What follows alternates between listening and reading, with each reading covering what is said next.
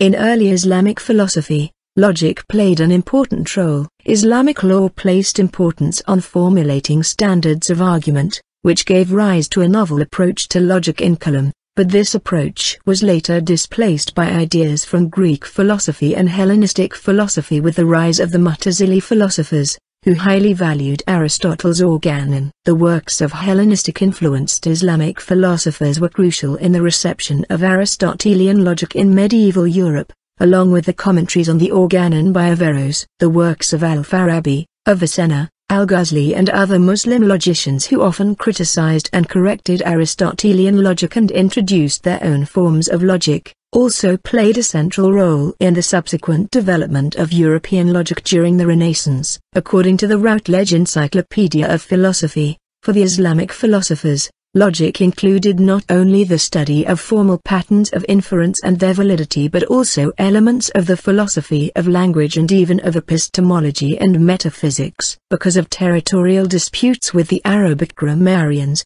Islamic philosophers were very interested in working out the relationship between logic and language, and they devoted much discussion to the question of the subject matter and aims of logic in relation to reasoning and speech. In the area of formal logical analysis, they elaborated upon the theory of terms, propositions and syllogisms as formulated in Aristotle's categories, the interpretation and prior analytics. In the spirit of Aristotle, they believed that all rational argument can be reduced to a syllogism, and they regarded syllogistic theory as the focal point of logic. Even poetics was considered as a syllogistic art in some fashion by most of the major Islamic Aristotelians. Important developments made by Muslim logicians included the development of Avicennian logic as a replacement of Aristotelian logic. Avicenna's system of logic was responsible for the introduction of hypothetical syllogism, temporal modal logic and inductive logic. Other important developments in early Islamic philosophy include the development of a strict science of citation,